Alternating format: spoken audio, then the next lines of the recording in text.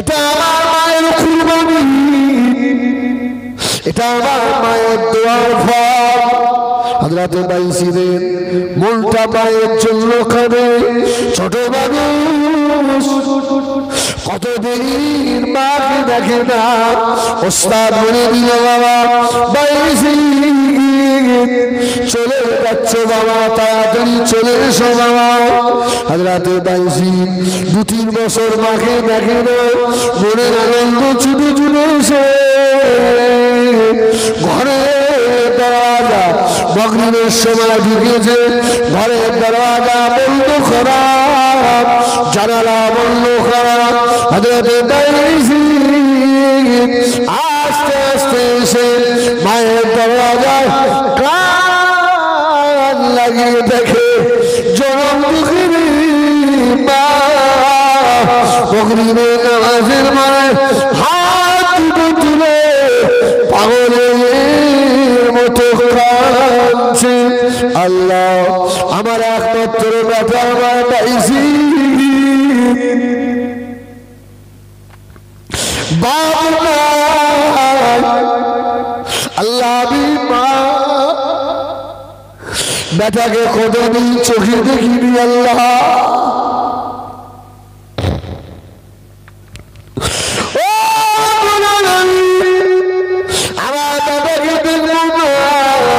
যতদিন হাত লাগিয়ে আলেম না করবে আমি মা আমার হাত ফিরিয়ে দিও না আল্লাহ।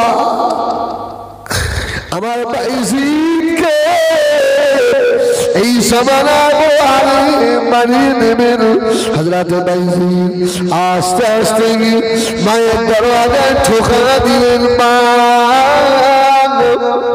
ও মা জরুরি মা গো আর কেঁদো না মা, আমি তোমার কলিজার টুকরা বাইজি ফিরে এসেছি।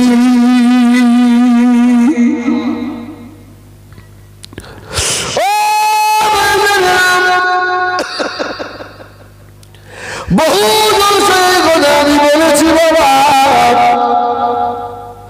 গরিবের বেটা ছিল, মাদ্রাসায় দিয়েছিল আমাকে।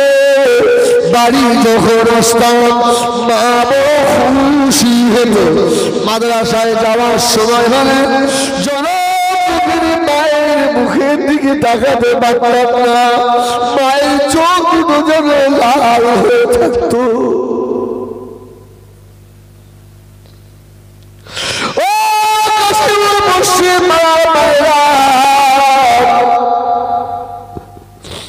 কারখানা করে মা হাঁস মুরগি পুষে ডিম বিক্রি করে মা নিজে না খেয়ে ওই পয়সা জমি রেখে দিত।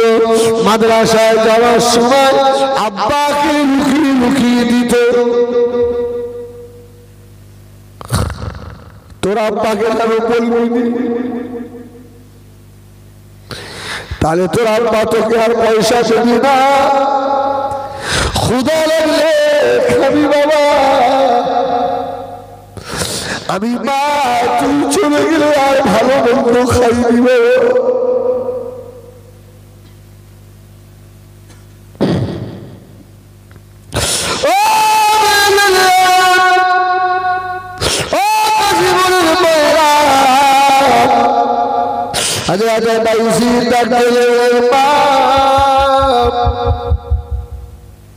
বাইজিদের মা দোয়া শেষ করে বলল কে আমার দরজায়। মা আমি তোমার বাইজিদ এসেছি মা। বাইজিদের মা বলল বাবা বাইজিদ তুই আমার বাইজিদ নয় বাবা। আমার বাইজিদের মতো কণ্ঠের আওয়াজ, কিন্তু আমার বাইজিদের সঙ্গে আমার কথা হয়ে গিয়েছে। যতদিন আল্লাহ বাইজিদকে বড় আলেম না করে আমি মা মুখ দেখব না। জোরে বলেন সুবহানাল্লাহ। হযরত বাইজিদ দরজায় দাঁড়িয়ে দাঁড়িয়ে কেঁদে মা গো মাদ্রাসায় থাকতে পারি না মা, তোমার কথা কষ্ট হয় মা, আমি ঘরে ঢুকবো না মা, একবার মুখটা ভেঙে চলে যাবো মা। হযরত বাইজিদের মা বলল চলে যা বাবা চলে যা, আমি তোমার আমানতের খেয়ানত করতে পারবো না।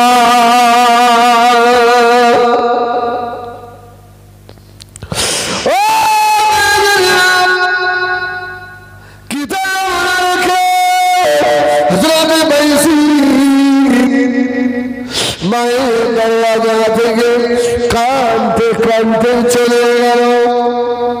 মাদ্রাসায় গিয়ে দাঁড়িয়েছে, ওস্তাদ বলল এত তাড়াতাড়ি চলে গেলে কেন বাবা? ওস্তাদের সম্মুখে বাচ্চা মানুষ ফুপিয়ে ফুপিয়ে কাঁদে, আমার মা দেখে না।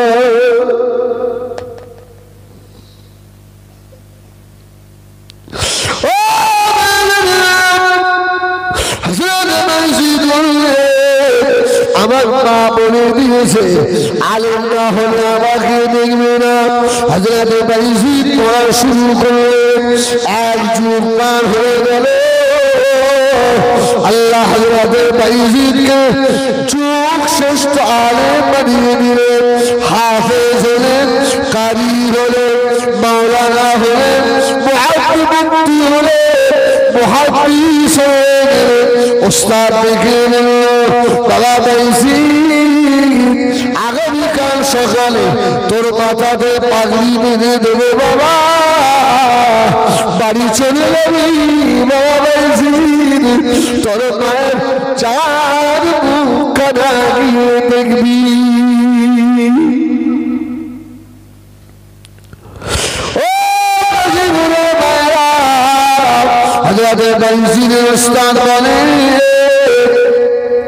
রাত হয়ে গেল, আমি এশার নামাজ পড়ে আর শুয়ে পড়েছি।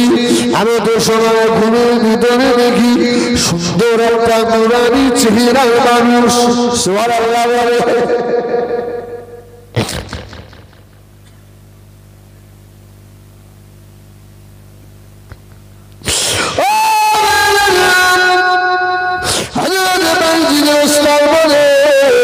ওই মানুষটা যখন এসে আমার সম্মুখে দাঁড়ালে, আমাকে জিজ্ঞাসা করলো আমাকে চেনো বাবা? আমি কে, আমাকে চেনো বাবা? ওস্তাদ বলল আমি চিনি না।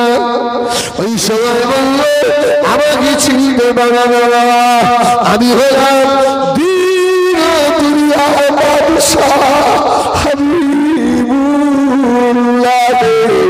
জনাব বাবা মুহাম্মদ রাসূলুল্লাহ সাল্লাল্লাহু আলাইহি ওয়াসাল্লাম।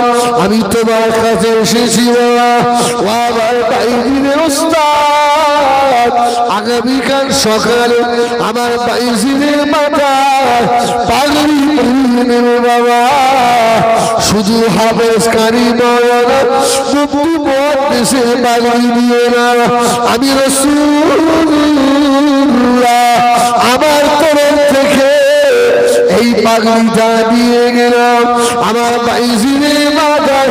এই বিলাতে পাগড়ি পরিয়ে দেবে।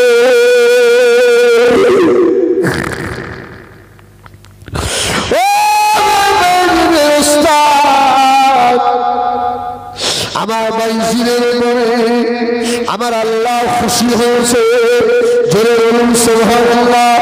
আমার বাইজিদের উপরে আমি রাসূলুল্লাহ খুশি হয়েছি। সকাল হয়ে গেল, হযরত বাইজিদ ওস্তাদ রাহমাতুল্লাহ ঘুরে ঘুরে দাঁড়াচ্ছে।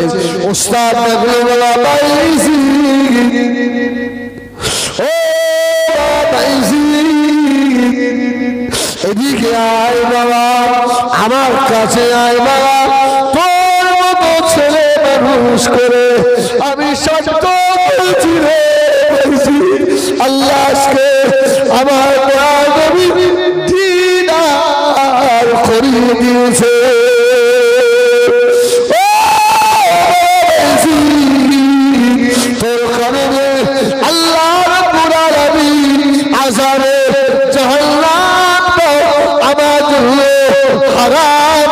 করে দিয়েছে।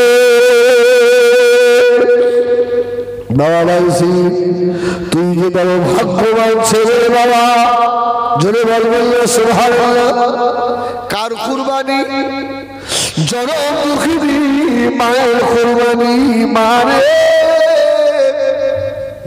অত বড় কুরবানি করতে পারবো না, তবে বক্তব্যের সময় হলে হাজার কাজ থাকে সোনা বাড়িকে হাতটা ধরে কি বক্তব্যে দিয়ে আসতে পারো না।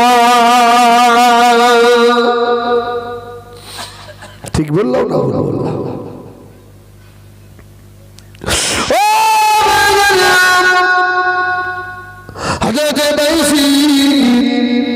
মুস্তাবি রহমাতুল্লাহ আলাইহি মাথাতে পাগড়ি বেঁধে দেওয়া হলো। আহা সুবহানাল্লাহ। আর খুশি শেষ আছে। বাবা ভাই বাড়ি চলে যাও, হুজুর আমার খুশিয়ে দিয়ে বাড়ি দিকে রওনা হয়ে বাড়িতে এসে দেখে জনম মা গর্ভধারিণী মা বারান্দায় চুপ করে বসে রয়েছে। হযরত বাইজি বসে থাকে, ও মা চলেন মা। বাইজিদের মা চোখে দেখে না, মা অন্ধ হয়ে গিয়েছে। মা আওয়াজ দিচ্ছে, কে রে বাবা? এই যে আমার বাইজিদের মতো গলার আওয়াজ।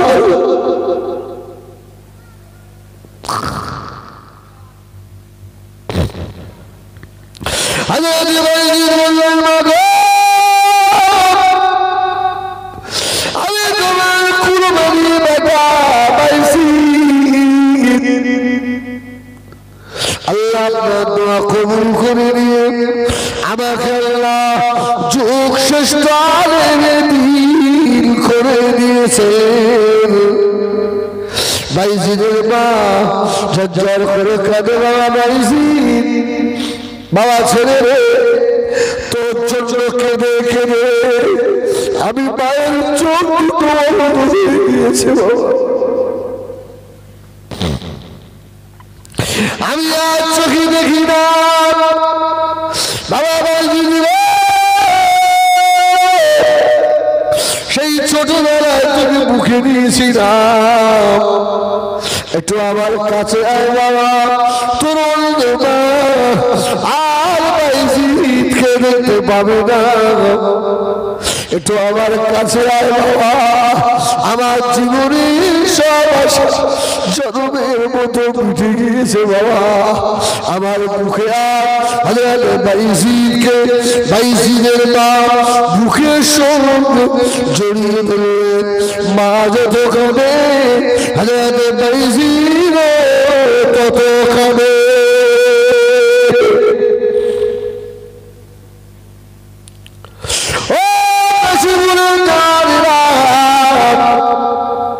শুধু মা ব্যথার মুখে ভাত বলায় বলে, বাবা বাইজি জীবনে আমি বাবার সেবা করতে পারি না বাবা। জীবনের শেষ একটু সেবা কর, আমি তোর মা একটু উজু করব, একটু উজুর পানি আমাকে এনে দে বাবা বাইজি। হুজুর আবার উজুর পানি এনে দিলেন, মাকে উজু করিয়ে দিলেন, মায়ের হাত মুছিয়ে দিলেন। মা বলছে, বাবা বাইজি ও ছেলে, এই মনে হয় জীবনের আখিরি কথা হয়ে গেল।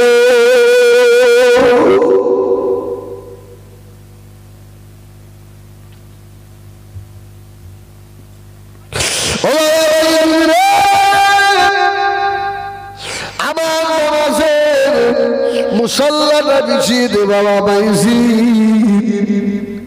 আমি জীবনে আবার তুই রাখা শুকরিয়ার নামাজ আদায় করে দি।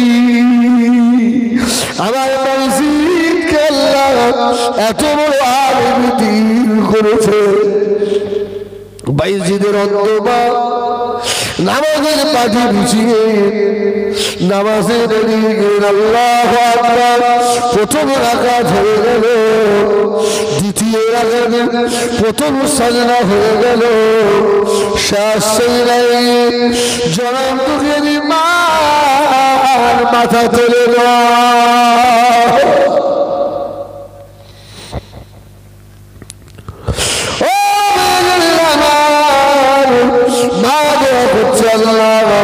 এই দুনিয়ার ভালো লাগে না আমি আখিরাতে মুড়ি গুছিয়ে ফেলেছি জোরে বলুন সুবহানাল্লাহ আমি জীবন বড় কষ্ট করেছি আল্লাহ আমি শুকরিয়া নামাজ আদা করলাম এই নামাজি হালতে আমার ইমানি বউঠে যায় হাজাতে বাইসি আমার মা সিজদা থেকে কেন ওঠে না মা সাজদায় পড়ে আছে কিছুক্ষণ পরে বাবা করে ডাকে মাকে গিয়ে দাঁড়া যায় আর মা কথা বলে না হাজাতে বাইসি বলল বাবা জীবনে আর একটা বার কি বাইসি বলে ডাকবে না মা জীবনে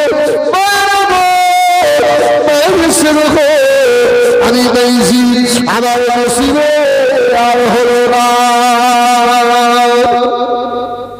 ও আমার কাশীপুরে মসজিদ মায়েরা আমার সোনা বাড়ি ঘেরা পা দুটো ধরে বলি তোমার পায়ে হাত দিয়ে বলি একটা বেটা গেলেন না যদি না পারো পাশে বসে বসে বাচ্চাকে বসিয়ে নিয়ে আল্লাহ কোরআনের তালিম দাদা যেন বাবা তোমাদের মধুর সময় তোমার সোনা বাড়ির বেটা তোমার মাতার কাছে বসে আল্লাহর কোরআন শোনাতে পারে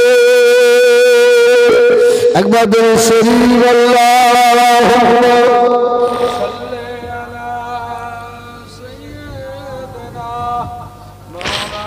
আল্লাহু আকবার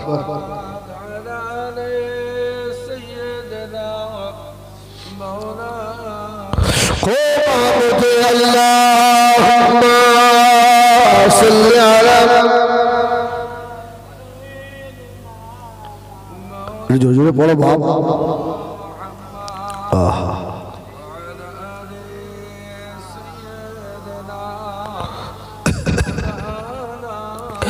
आप बनो तिराहे कुरान रसूल अरबी आपका नाम है जीशान रसूल अरबी आप बनो तिराहे कुरान रसूल अरबी आपका नाम है जीशान रसूल अरबी आपकी कदमों में दो जान रसूल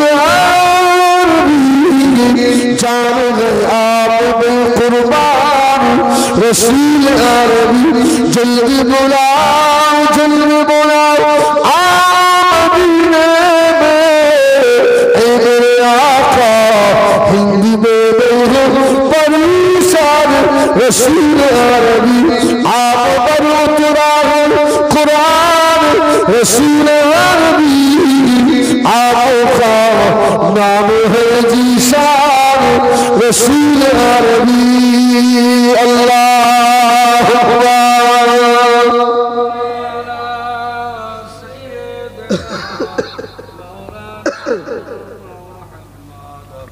अल्लाह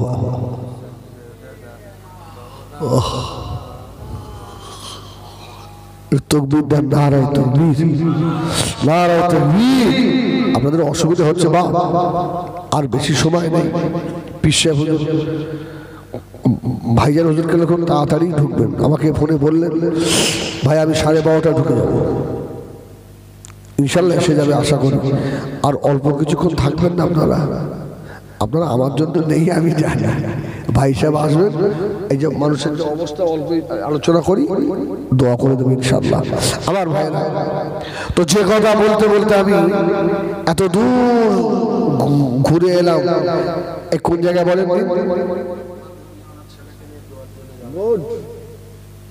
লোকমান আলাইহিস সালাম তার ছেলেকে নিয়ে আল্লাহর ওলির কাছে যাচ্ছে, ভালো জায়গায় নিয়ে যাচ্ছে। যেতে যেতে মরুভূমির মাঝখানে ওই বালুর ভিতরে মরা জানোয়ারের হাড় পড়েছিল, লোকমান আলাইহিস সালামের ছেলের পায়ে ঢুকে গেল। সঙ্গে সঙ্গে লোকমান আলাইহিস সালামের ছেলে পায়ে যন্ত্রণা শুরু হয়ে গেল, পা ফোলা শুরু হয়ে গেল। আল্লাহর ওলি হযরত লোকমান আলাইহিস সালাম আর দুনিয়ার কোনো মানুষকে ওখানে পায় না। হযরত লোকমান নামাজে সাজদায় পড়ে গিয়েছে, বলুন সুবহানাল্লাহ। কাঁদছে।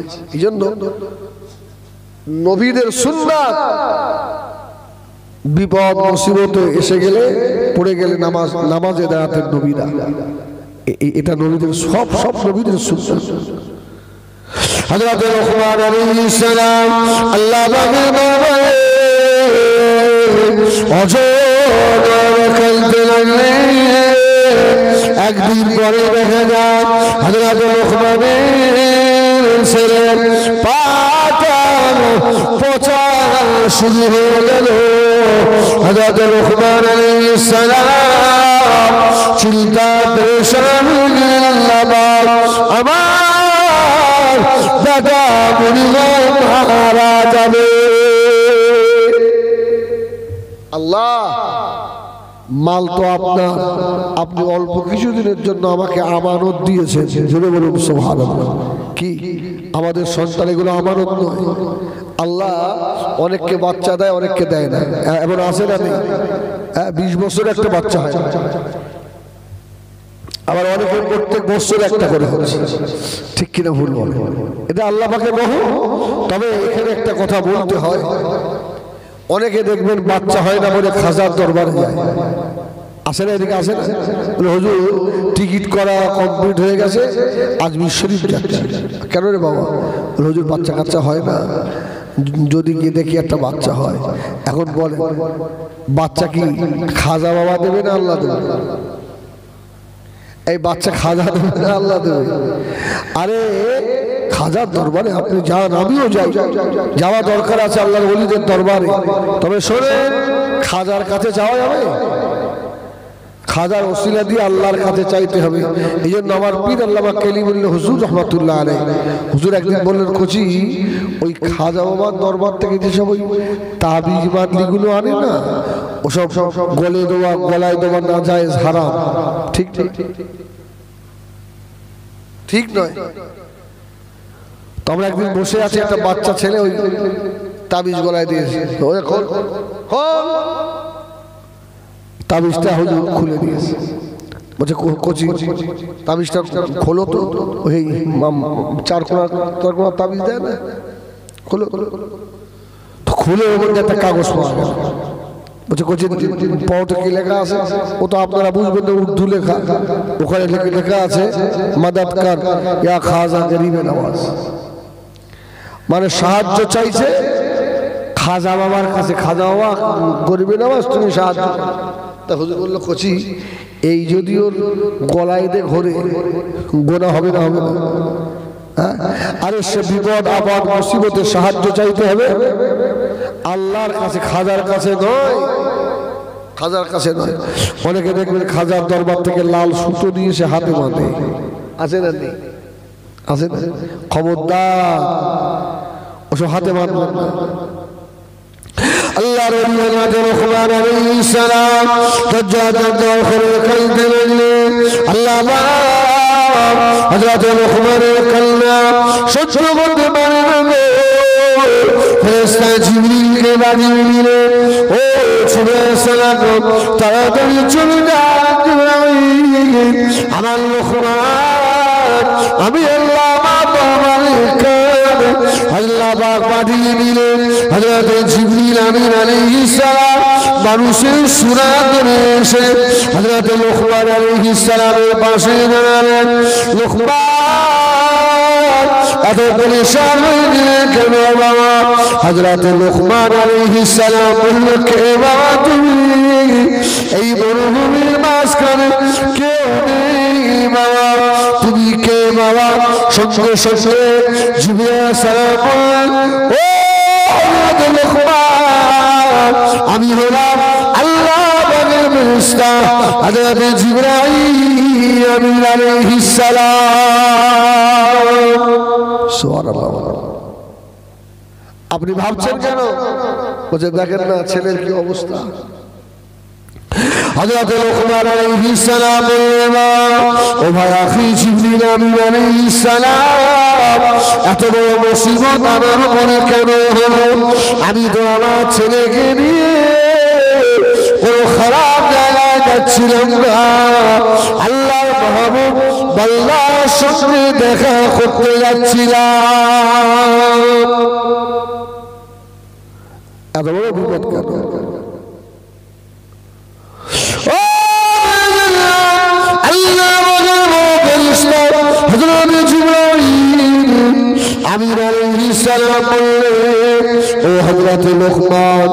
আপনি যে ভালো মানুষের কাছে যাচ্ছিলেন, যে গোত্রের ভিতরে, যে এলাকার ভিতরে, ওই এলাকার মানুষেরা আল্লাহ দিন ভুলে গিয়েছে বাবা। আল্লাহ মাহবুব আল্লাহ দিনের দাওয়াত দিচ্ছিল, ওরা আল্লাহ মাহবুব আল্লাহকে মেরেছে, এলাকা থেকে বার করে দিয়েছে। আল্লাহ পাক সহ্য করতে না পেরে ওই গ্রামের জমিনকে ধরে আল্লাহ রাব্বুল আলামিন উল্টে দিয়েছে। সুবহানাল্লাহ বলে। আল্লাহ ওই গ্রামে জমিন ধরে আল্লাহ উল্টে দিয়েছে, শেষ করে দিয়েছে। ও হযরত লুকমান, আপনি দুটো দিয়ে এই নবীর কাজ করেন, আল্লাহ বের করে দিয়েছে। সুবহানাল্লাহ। এই জন্য সবচেয়ে বেশি ভালোবাসা আল্লাহ। সুবহানাল্লাহ। আপনি বাড়ি থেকে বার হলে আর একটা মিনিট আগে এলে আমি বাসটা পেতাম, এমন হয় না?